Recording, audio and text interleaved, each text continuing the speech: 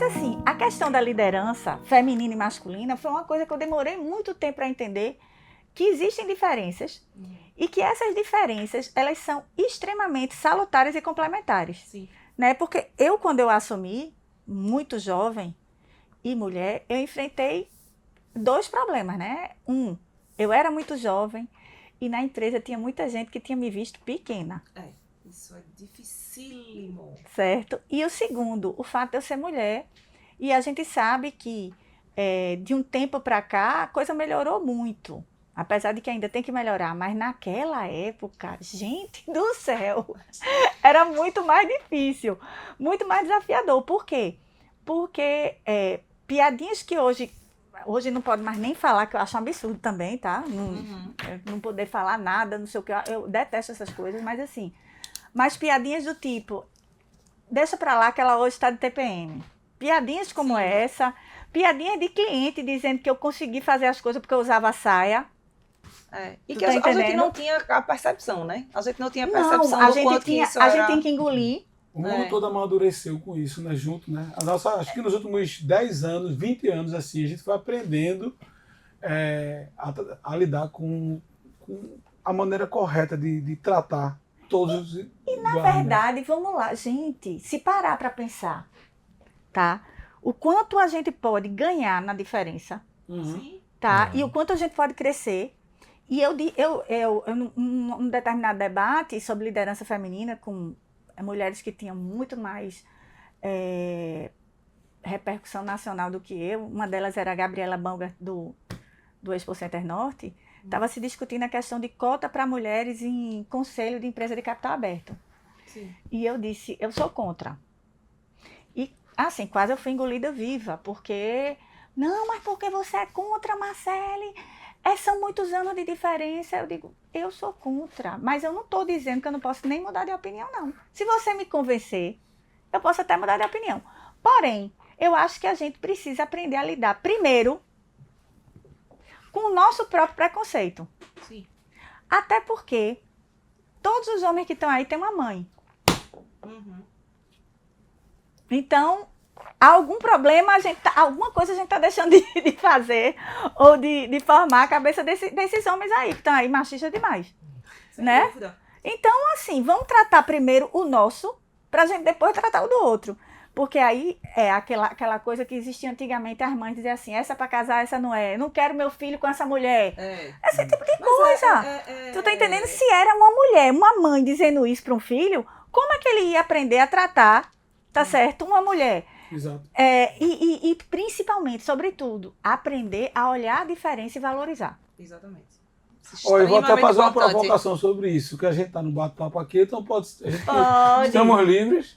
Quando você arruma, até hoje, eu acho que isso é uma coisa muito comum, pelo menos no meu meio e do que eu vivencio. Chega com a namorada nova.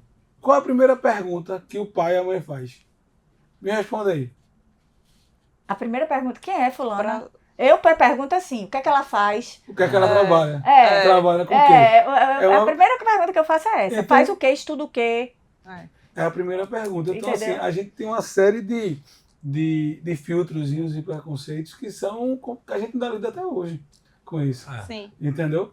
Então, é aquela história, é como você estava dizendo, a gente vai evoluindo aos poucos e aprendendo com isso. Daqui a um tempo eu acho que, Mas é que diferente. isso vai mudar também. É diferente do aspecto que eu digo, que era o seguinte, se uma mulher ela tivesse sido casada e separada, era um peso. E se um homem tivesse sido casado e separado, era diferente. Outro. Se uma mulher tivesse, sei lá, namorado muito, era rodada. Um homem que namorou muito, não tem esse rótulo, entendeu? É namorador.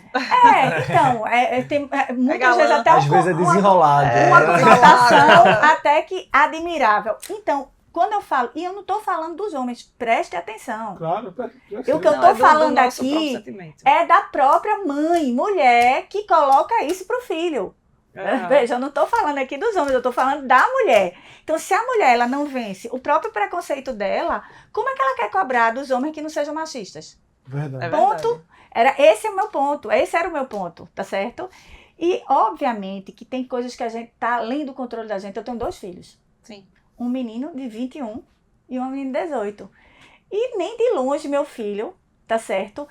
Às vezes tem as falas ou os comportamentos até ele tem, mas as falas que eu gostaria que ele tivesse, certo? O comportamento ele tem, porque ele é super respeitador, ele namora há 2 anos, respeita a menina, cuida da menina e tal. Mas às vezes ele é um pouco mais machista do que eu gostaria, é ciumento demais, tu tá entendendo? Porque tipo assim, é minha, aquele sentimento de posse que não pode haver, né? E a gente vai ensinando, e a gente vai mostrando que esse não é o caminho. E cada vez mais que a gente tem assumido, a mulher, né, Mary? A gente tem assumido diversos papéis. E que eu acho que a graça não é impor um papel pra gente, de dizer assim, a mulher tem que trabalhar fora de casa, ponto. É dar a gente a oportunidade de a gente fazer o que a gente quiser e ser respeitada por isso. Sem dúvida. Porque quando você fala, voltando aí um pouquinho na tua fala, na questão da cota, né? Eu confesso que nesse aspecto eu sou meio machista. Mas o que eu vejo muito é que às vezes as mulheres elas não têm a oportunidade de estar em alguns lugares para provar que podem estar lá ou que podem não estar caso a gente opte por não estar. E aí eu chamo isso de se colocar em lugares desconfortáveis, né? Eu acho que em algum momento da vida tem algo que a gente interpreta que não é a nossa prioridade e por isso se esquiva de estar em alguns lugares. Por exemplo, certa vez eu estava conversando aqui, né, a gente tinha um determinado evento que antigamente tinha uma baixa adesão das mulheres, de presença mesmo. E eu disse, gente, sabe por quê? Porque é obrigação nossa trabalhar. Tá com o trabalho em dia, ganhar dinheiro, cuidar da família, tá com o marido, do filho, mas não é obrigação nossa estar aqui. Fazendo networking sexta-feira, quinta-feira. Eu já fui de liderança de grupo de network, né? Eu já fui do Lead Mulher, eu fui conselheira há anos. E, rapaz, é nítido o quanto isso não é prioridade pra gente. Exatamente. Então, assim, às vezes a necessidade de se colocar em lugares desconfortáveis, né? E eu nem tô falando de network, porque o network aqui é muito prazeroso, mas, assim, às vezes vai assumir, aí falando, por exemplo, no nosso caso, associativismo. Assume lá uma liderança sindical no teu setor. Quantas mulheres a gente tem? Não tenho tempo, porque... Não, porque, né? E aí a gente tá sempre querendo abraçar o mundo. Então, mas aí precisa, às vezes, até de uma cota para que a gente seja impulsionado para isso. Porque a mulher, e aí, assim, é muito a minha percepção, mas e aí eu queria escutar vocês também, mas, por exemplo, a mulher, ela não ocupa cargo, ela resolve problema. Né? Por exemplo, quando você fala, você assumiu a empresa do seu pai, você estava ali, você gostava, mas assim, você foi tapar um problema, que era a ausência dele, fazendo uma liderança. Não sei se você, com os seus 17, você estava pensando em ser a CEO da Richon, né? Então, você jovem, você não pensava, não, eu vou ser porque eu quero ser a presidente. Quando a gente entra na empresa, a gente entra pensando, eu quero melhorar o mix de produto, eu quero ajudar aqui no financeiro, eu quero trazer essa visão. A gente não pensa, não tem um quê de ambição, né? Assim, e aí eu falo de uma ambição positiva, tá? As mulheres, eu sinto que carecem. Então, quando a gente fala de ocupar os lugares, e às vezes, infelizmente, por uma cota, é para que a gente se sinta até na obrigação de estar nesses lugares onde a gente não planeja estar. Eu vou fazer uma provocação, tá? E quantas de nós verdadeiramente apoiamos as mulheres que decidem estar nesses lugares desconfortáveis? Exatamente.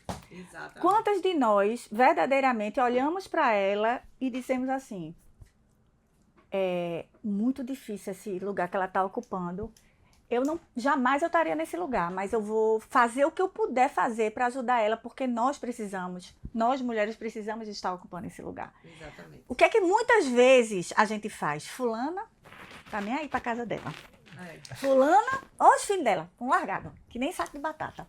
Muitas vezes a gente é julgada ou julga, né, aquela mulher que está ocupando um espaço que é tão importante para a gente estar ocupando, né, e a gente não valoriza. Por isso que eu digo, eu concordo com você que a gente tem que ocupar esses lugares desconfortáveis, mas isso aí é uma coisa muito nossa. Sim. Eu não acho que vem de cota.